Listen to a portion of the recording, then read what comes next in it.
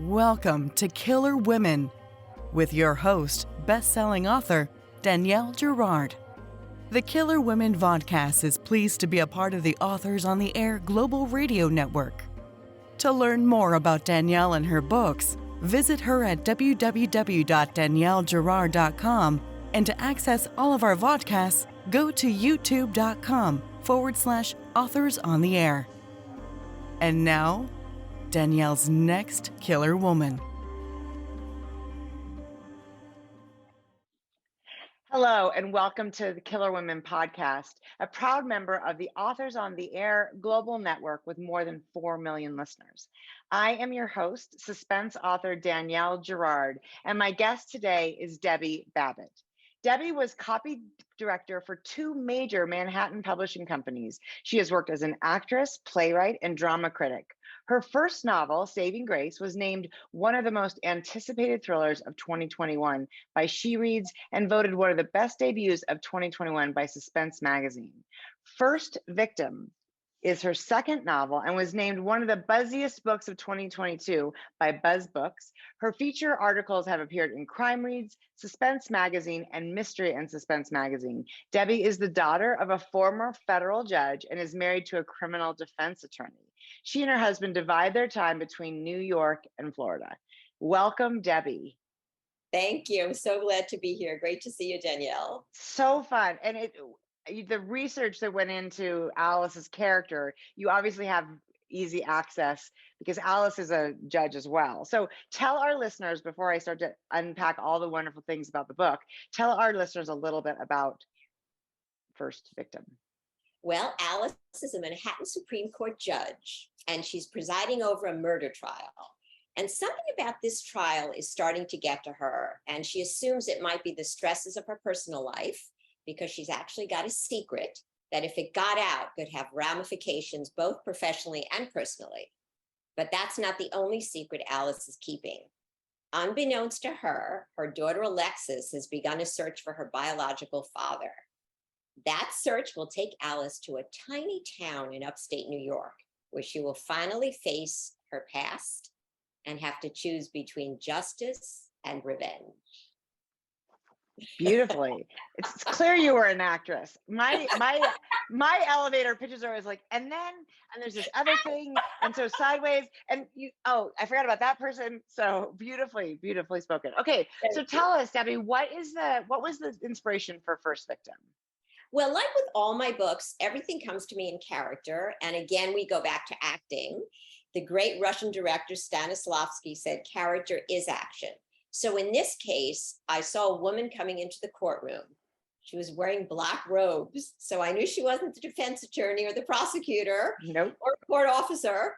So I knew she was a judge. And then she started telling me her story. I know this sounds a little mystical, but I started to learn more and more about her, and then her home life as well. And then she took me on the journey, and I started to figure out what to do, when to do it, what was happening in her life, her family members, and of course, this trial she's presiding over, which becomes the centerpiece of the part 1 anyway. Right. So tell, I don't think it gives us anything away by telling us a little bit about the trial, right? Yes, it's the defendant's charged with the murder of a pregnant woman.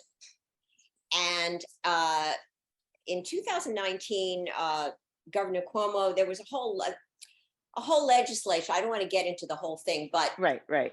A fetus could not be considered a murder victim after that. So the defendant can't be charged with double homicide, but it's still a pretty awful murder, and everyone's up in arms about it. And you've got, all the anti-abortionists in the courtroom, and it's very difficult for Alice because this harkens back to things in her own life. And of course, she's a woman and a mother, of course. Right. So it really hits at the core of womanhood. Yeah.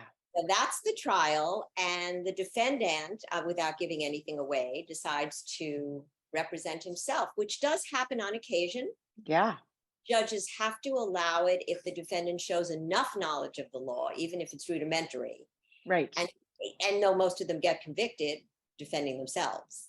Yes. So you've got quite an interesting thing going on with a case that Alice actually caught by accident because the original judge was hurt in an accident. Yes, which I think is it's so interesting, the idea that if you are in the judge analysis case, she has, as you said, she has trauma in her background, and if you are a woman judge facing a man who's been accused of something that is even peripherally similar to something that's happened to you in your own past, how hard is it to be objective?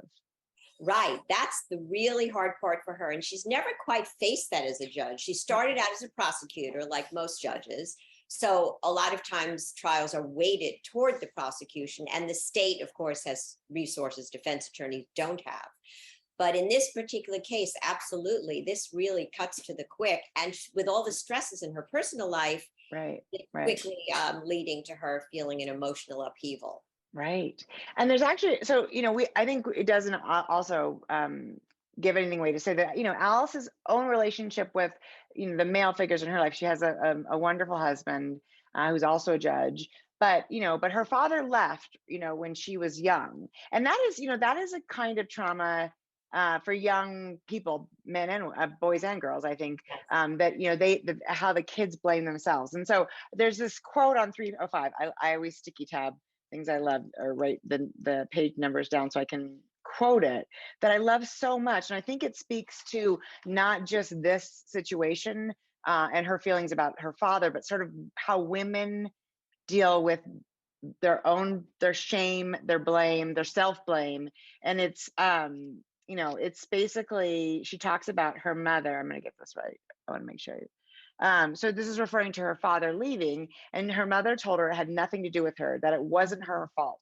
But Alice believed it was, just as a part of her believed that what was happening to her was her fault too. And I'm not going to tell too much about what's happening to her, obviously. And I think that's so interesting, because I think one of the things I love to explore, since we're, killer women, is sort of the way that women deal with blame in situations where we all, like, reasonably, logically, we know there should be no blame on us. Now, as children, it's hard because we're not rational, but as adults, we still own that blame as women. And isn't it, it's the first thing we do, blame ourselves. So I want to sort of talk about the idea of culpability, right? Or perceived culpability. What's the perception of the victim? Now, not in the case, obviously, of somebody who's murdered, but in the case of somebody who gets away, why do we do that? Are we trained to feel responsible for having put ourselves in a position? I kind of want to talk about that. And what do you want readers to sort of take away for that, about that shame?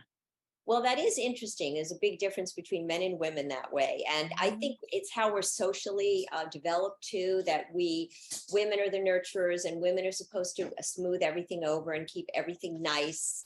So that when things go wrong, it's hard not to think, well, I should have done this or I should have done that. And I think women question more. And I don't want to say men don't question, but because men are socially developed, again, it could be the social development to be problem solvers. They're not looking back. They're not reflecting that way. They're saying, we must go forward and now fix this. And what's the next step? And I think women, because they're plagued with self-doubt, they're thinking, I could have done it this way. I don't know if it has to do with being a mother and being the one that took care of the family while the men were out hunting and reading back. Right. So it's a single-mindedness of purpose, and not that women have more time to think, but I think also there are more victims that are women in the world. Men are physically stronger. Yeah. So women tend to think of themselves more as victims anyway. And then it's easy to blame yourself when society also castigates you on a certain level, and are you to blame, and questions you and makes you doubt yourself. Yeah. So what's that about? Is it all social? Is part of it in our DNA? It's hard to say. I think a lot of it's socialization. I do. Yeah, but it's true. I mean, you talk about sort of the, and we see this now all over society, women who stand up against, sexual offenders and sexual harassers. And then the entire case turns towards what was that woman's part in her own, right? And so quick to say, you did this or you did that, and it couldn't possibly be the man, or he was seduced, or he was tempted, or it's right. fault. Or you wore the wrong outfit, like he can't control himself, and therefore you must Right.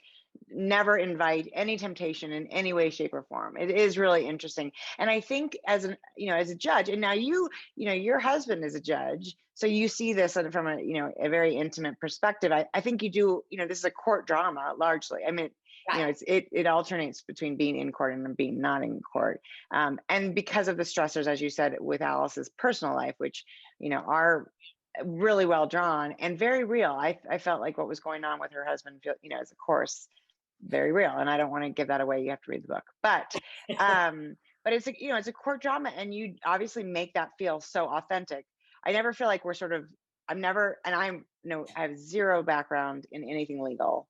And I don't even read that many court dramas, because I just I never know that much about them. But I think the thing that's great about this book is we're not in the court all the time. It's not so much about the procedure of the court, although obviously you know enough to know how to do that. It's very much more about sort of this one woman's journey in this very sort of short amount of time in dealing with this case. So tell us about do you just sit your husband down and interview him? Have you lived with him long enough that you sort of know this all? Tell us that part. Well, my father was a federal judge. Oh, that's your father. That's right. Okay. Right. But he never brought his work home, except I'll tell you a very quick story. This is so strange. Well, one time I came home from college and I found out our phones were being tapped by the FBI. I didn't know why. And then we get a call one night, we're having dinner, that someone had taken a maid hostage and was demanding to see my father in his chambers. Now, he was a bankruptcy judge. He was a bankruptcy judge for the Southern District. He wasn't a criminal in the criminal area. But so we ran downtown, but they didn't wait for my father. And a police officer put on his robes. And when the man who took the maid hostage reached into his pocket, the cop shot him dead. And the man did not have a gun. He was not armed. My father was so upset that whatever reasons they couldn't wait. It was so long ago, but I remember seeing the bullet hole over his desk. Right. In the wall. It was unbelievable. But aside from that, I didn't learn a lot. He didn't bring a lot home, but I did learn a lot from my husband. Yes. Yes. And I sat in on a lot of trials. Oh, you did? Okay. I got access that way. And then I got to know the court officers, and they tell me this judge is here and you can watch and this was all actually before COVID. Oh, yes. So right. This was gestating with me for a while before I really sat down and wrote it. So I got a lot. And then I'd ask my husband a million questions. Yes. And then how nice. And then he had to vet it, because my editor said, we must make sure everything's correct. We can't get anything wrong because of all the readers who write in and say, you got this wrong. I know. You got that wrong, which is why I made my towns fictitious, some of them, because you don't want someone saying, that wasn't Main Street. But anyway. Right. So my husband Ted vetted it.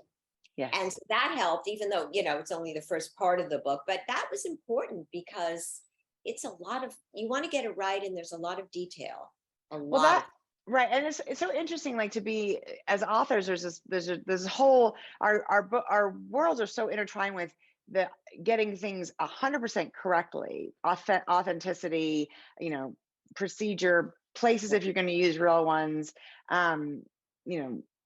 the way weapons work, all of those things. Oh, and yet, my God, yes. I know. And yet then you can, the rest of it, I mean, you can take us as, far-fetched as you want, but the moment you sort of mess up something that readers expect to be correct, you sort of lost your footing on the whole thing.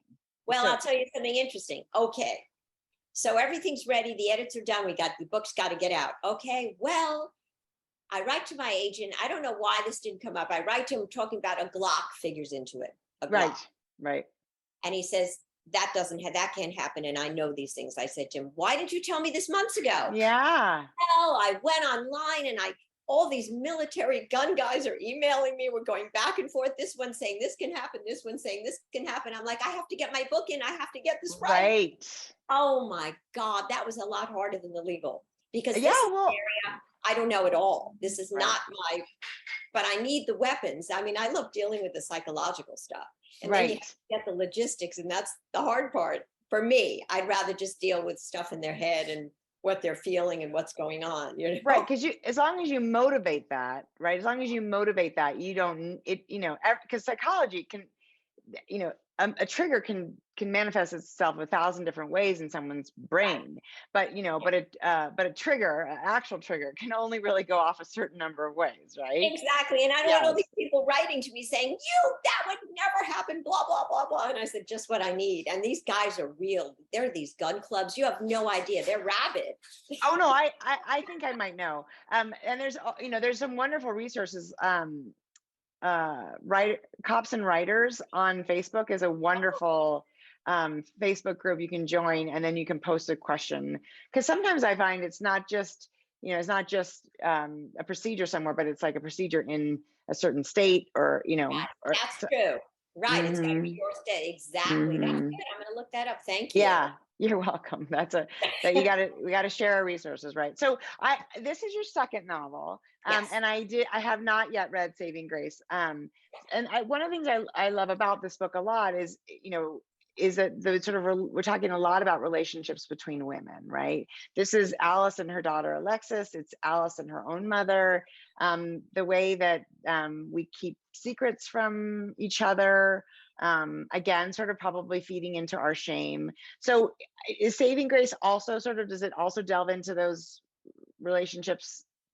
Well, that's interesting. In First Victim, there's also a best friend, Connie. That's why it's narrated from all 3 points of view. And that's why I always ask people, is it all 3 different women on the cover, or 3 sides of the same woman? Yeah. Oh, interesting. Right. Isn't that interesting? Yes. I actually think the judge is the one in the bottom, because it looks like she's wearing robes somehow, the neckline. And Yep. That's so funny. Well, and the woman at the top to me looks a little younger, like that's Alexis, right? Yeah, and that could be Connie in the middle, right? I know. That's so interesting. Yeah, they did a great job. But yeah, Grace it's interesting because that character came to me as an 11-year-old orphan living in the South, if you can believe it. Oh wow! And I've never been all your own experience. I was gonna say all your own experiences. It sounds like. So I had to figure her out. But what happened was that crosscuts back in time with Mary Grace as the sheriff of the town 24 years later, because girls go missing when she's a kid, and another girl goes missing. But at that point, Mary Grace is the sheriff and a single mother herself. Wow, yeah. So we have a character who's an orphan, feeling her parents left her. They both died at the same time. So she goes to live with her aunt and uncle, and it's not that warm a relationship, or with her cousin. And then she becomes a mother. So now you have a different kind of situation. Right. And then she has a teacher she loved who took her under her wing. So there are female relationships in that book as well. That's interesting. And my editor actually made the point that I seem to choose law enforcement because Mary Grace is sheriff. Mm-hmm. Alice is a judge. Right. And in my third book I'm writing now, I'll tell you a little about later, The Man on the Train, my main character is a male, but his wife is a prosecutor. So it's interesting that I tend to gravitate toward law, maybe because, I don't know, is the law black and white, or there's shades of gray? As my husband tells me, the law is what the courts and judges say it is. So that's kind of interesting. Well, and I think especially in this day and age, right? We have a lot. With what the changes in the Supreme Court, we're seeing a lot of different types of the objectivity thing is question. I mean, it's a question: is it possible? And that's actually kind of my next question for you. It's Alice rides the line really carefully about sort of what is her job as a judge, what must she allow, and now she has like when you're when you're the judge, you've got, if the attorney wants to approach the bench or see you in chambers, now you have a man who's been accused of a very violent crime, who's sort of right up in your space. Right, exactly. It's difficult, and when you're having things going on in your life. And you wonder about judges sometimes. I actually spoke to a few. I actually ran into one that my husband introduced me to. She was running around the reservoir where Alice runs. And, she'd been doing it a long time. She was thinking of retiring. And, she said at times the job gets to you depending on your cases. But when you have a case like this, and you have things going on, it's so hard to be objective. And that's what's happening to Alice. Of all things, if she were a prosecutor, she could say, convict the bastard. Right. Defense attorney, she could say, I'll get him off, even if he's guilty. And that could be conflicting anyway. Right. But a judge who has to make sure she's the modicum of impartiality, and she's got to be the model of propriety. And I mean, she cannot make a false step. She cannot make a false move. Right. And that's so interesting because even if she, even if she is watching this thing unfold and thinking the evidence is stacked against him, he should be convicted, any misstep on her part means mistrial. And then the whole thing has to start over, right? Exactly. And she'd be reversed on appeal. So she has to be really careful. That's one thing judges hate, is to be reversed on appeal. I can So, imagine. and he's defending himself. So she has to be even more careful to make sure that nobody steps on his rights. I mean, he has the right to represent himself. I Yeah, know, it's that's crazy. and he's a bit creepy. That Yeah. man is creepy. So, here's a woman who's, because of things going on in her own life, not sleeping that well, and right, all these, and then the stress of things happening in her marriage and with her daughter. It's like, you realize there are to show up with that kind of focus. I mean, right, there's one moment where she loses focus and Yeah. she's like, oh my God, like, I can't even imagine a job. I feel like all I do all day is lose focus. So I can't even imagine a job where you have to be like so on it, right? All the time. That the stress of that. And that's why, Right. you have to rely on crutches here and there, which she never thought she'd have to. But Right. this is, Right. and it's what drama is. I remember when I was writing plays, anything you write is always the moment of crisis. You're not writing about characters' everyday lives. You're writing about that moment.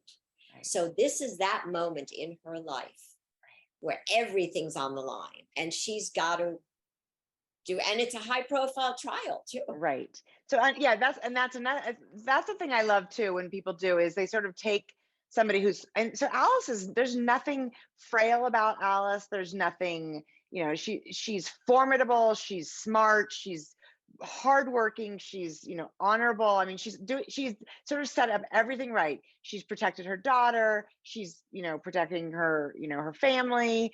And yet, on top of, not only is there issues, in her marriage, but also with her daughter, and now this case in her own past. It's like, you literally, Debbie, you just drowned this lady in in, in sort of the moment that all shit, goes to hell in a handbasket. It is, and it's a lovely, it's stress. It's like, as a reader, you're like, oh my God, Alice. Well, Lisa Gardner said that. She said, "Oh my God, my heart, Alice." Yes. I was like with her every step. I couldn't. Oh, I was feeling for her. What's going to happen next? Poor Alice. And I'm like, when you're the author writing her, you're in it, Yes. but you're not thinking. You're not outside yourself or outside the character thinking that, because you're just in it with her. And so much more. The other thing about it is there's a lot of things we don't know. So we're like, what is happening? Which is this is a sign of a really, well-told story, that we really are like, let's, I'd like to go to bed because it's midnight, but I can't go to bed because I'm in the middle of part 2 and I have to keep going. So, okay. So you started to sort of tell us what is next. Tell us about the story, The Man on the Train. Yes. So Guy, his name's Guy. Uh-huh. He came to me. This is actually my first fully male character that came to me. And I saw this commuter who takes the Metro North every day to work from Scarsdale.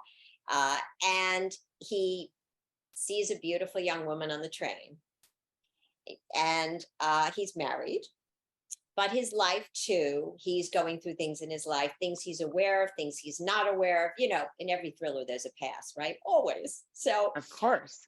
Yeah, of course. So and also what happens in these books is the character's ripe for whatever's going to happen. Yeah, They're like right. in that space where things can happen. Right. So he's in that space where things can happen. And now he's got temptation. What does he do? And it's from his point of view, but it also goes into his wife's point of view. As I said, she's a prosecutor, and some other characters who come into it. And part 2 actually takes place in Montauk, which I know well because I've lived in Amagansett for 25 years. Oh my gosh, right. I just came from a big book tour in the Hamptons. So, and I was interviewed by Montauk Live TV, and I said to him, "Wait till you see my next book." I couldn't believe it. But Montauk is a very interesting town because it was the last to be gentrified. It was a small fishing village that sleepy, not developed like the Hamptons. And now, of course, it's become, right, because it's it's the easternmost tip of Long Island. You can't go any farther east than that. So I thought that was a Okay. great setting So for part great. 2 of the book. And again, a character who goes to another place. Yes, so that's interesting. That happens here, and it sounds like in the first book, she's in the town where And Saving Grace, yes, mhm, you're right. She does not leave that town. she does not. But Well, so that's in 2 time periods. yeah. It's Oh, okay. Saving Grace. Interesting. So the other thing I think is interesting about this, and not everybody does this, is the idea, and you just mentioned part 2, the idea of the books in parts. We don't see that all the time. Can you talk about sort of like what, how do you think about the structure of the book in terms of sort of the parts of it? How does that work for you? Yes, sometimes it's interesting you say that because I usually know that, especially these last 2 books, that we're going to end up in another place. Yeah. How we get there, I'm not sure, but we get there. And it just seemed to me that, especially, and I did the same thing actually in Saving Grace. Saving Grace, interestingly enough, was now and then. And Okay. the then chapters actually had headings for each chapter, but not the now sections. And then, Okay. but part 2, that's what got me to the parts. Part 1 in Saving Grace was now and then. And I knew I needed a part 2 because part 2 was only now, because now things are starting to come together, Mhm. even with memories, but we don't go back to then. Got So it. that stayed with me, I think, for First Victim, because I knew there was such a shift to the past. It would have to be another part. Right. In Man on the Train, the same thing. And then it even goes beyond Montauk. It's almost Uh, like the segregated parts of the character's life, but then as they're starting to, past and present, starting to come together, I right. need to have a segregation, but yet you felt it was moving Yeah. toward the center. That I isn't think that holding. Yeah, I think it's interesting that you do, and I do think that's and maybe it's the way you look at like a 3-act structure because you're a playwright. Yeah, that's interesting. Maybe. Yeah, that's interesting. Um, I don't see that all the time, but I actually I appreciate it. I was trying to find a way, and I appreciate that they have, that there's sort of notice to the reader that okay, we're making a shift. And I enjoyed it. I like that. I like the idea also of it's a really clear sort of okay, we're the end of Act 1, and oh, everything's about to sort of get really hairy. I appreciate I appreciate that as well. So when can we expect the Man on the Train? Summer 2023. That's what we're shooting for. I'm working furiously to finish up revisions. I'm working night and day. This is my Oh, night. This is my break, Danielle. I decided to take a break. I didn't go to BoucherCon. I'm just I working. know. I I know. know Well, you had a great time there, I know, and congratulations to you. Very exciting. that was. Did you watch that whole thing? I actually didn't win an award. No, I but I just know, but just being are you kidding? Just being nominated? Are you kidding? Well, anyway, you're so sweet. But anyway, well, this is super exciting. I love it. And actually, I'm going to show the cover because it is interesting if I can get it to not shine my lights. That there's, this woman's face and then the, top and bottom. And she is maybe wearing robes, which I think is really It interesting. looks like a good. Um, and the two women, and that's right. Connie also, it's interesting to talk about. So Connie is the friend, Alice's childhood friend, and it is interesting how we, how she is still experiencing the trauma, of their shared history. So, and we don't really ever leave our past behind, and I think that's a lesson from this book too. Never, I know. It always seems to find us, right? It It's does. amazing. Maybe that's why people like thrillers, because they feel that we get to resolve the past somehow in the present. Yeah, I think a satisfying thriller is a really lovely way to be like, okay, you can put your past behind you, but you might have to kill some people on the way. So that's why we don't do it as much in real life, right? No Oh, killing people in real life. Somebody told me that was a rule. Okay, summer of 2023 for The Man on the Train, Saving Grace, and First Victim are already available by Debbie Babitt. Debbie, tell us where people can find you online, social media, website, all that great stuff. right, debbiebabitt.com. And no one ever spells my last name right. In fact, it keeps auto-correcting the wrong last name spelling, but it's BABITT.com. And I'm on all the social media, Twitter, Instagram, Facebook, Goodreads. And you can, Saving Grace is out in trade paperback now, but it's also out in mass market from Harlequin. Oh, interesting. Yeah, they selected it for the Worldwide Mystery and Suspense Club.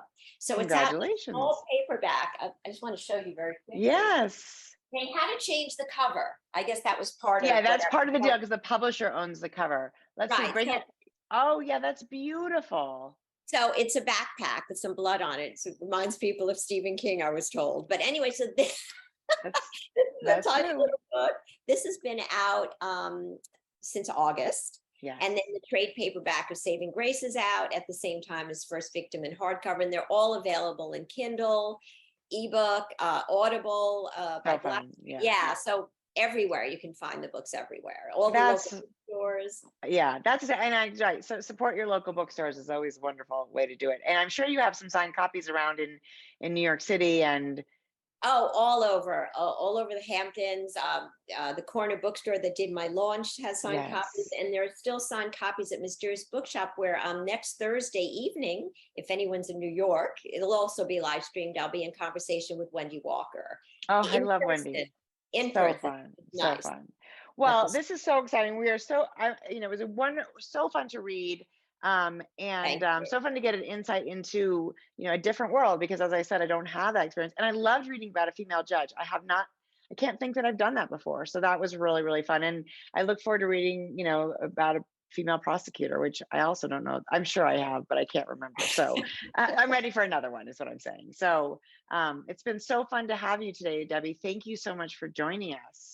Thank you for having me, and it's great to. I mean, we met briefly at Thriller Fest, but this is very nice, and you're a good example for me. You've been writing a while, and I'm looking forward to getting into some of your books. Oh, you're so sweet. I really appreciate that. Well, thank you everybody for joining us on the Killer Woman podcast today with Debbie Babitt. Stay tuned. We'll be back again next week with a new Killer Woman. Oh, Bye. boy. Can't wait. Thanks, Danielle. Bye-bye.